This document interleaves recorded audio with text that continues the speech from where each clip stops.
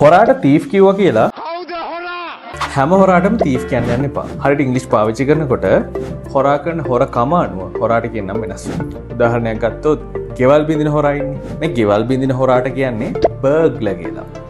බර්ග්ලර්. ඒකම ඔය කඩවල වලින් බඩු හොරකම් කරන්නේ. මේ හොරාට අපි කියනවා ෂොප් ලිෆ්ටර් කියලා. ෂොප් ලිෆ්ටර්.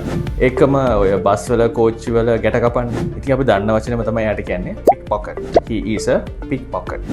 ඒකම තව විදියක හොරු జాතියක් ඉන්නවා. නිකන් හිතන්න මම කියනවා මම රටේ ඉඳලා කන්ටේනර්ස් 4ක් එවනවා කියලා සල්ලි එකතු කළා මම එක කන්ටේනර් එක ඇව්වේ කියලා. එතකොට මම වංචාවක් එක්ක හොරකමක් කරලා දිනවනේ. හැබැයි ඇස් වහලා තමයි මේ හොරකම කරේ. එතකොට කියනවා fraudster කියලා. he is a fraudster.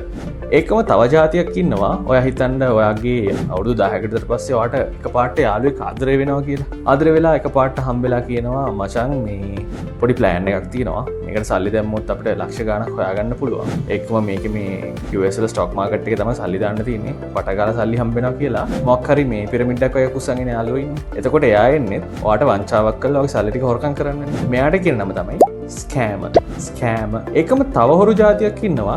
එලිපිට හොරකම් කරන්නේ. නිකන් බැංකුවගේ මංකොල්ල කන්නේ. මේ මංකොල්ල කාරයට කියන වචනය තමයි රොබර්. සිංහල රොබරියක් දුන්නා වගේ වචන පාවිච්චි කරනවානේ. මෙයාට කියන නම තමයි රොබර්. ඒකම තව කට්ටියක් ඉන්නවා මොකක් හරි නිකන් හිතන්න ආයුධයක් වගේ පෙන්නලා බය කරලා සල්ලි ගන්න. මෙන්න මේ හොරාට කියන නම තමයි මග. ඉතින් ඇඩ්වාන්ස් විදිහට ඉංග්‍රීසි පාවිච්චි කරන්න යනවනම් හොරාට වුණත් හරි නම කියලා කතා කරන්න.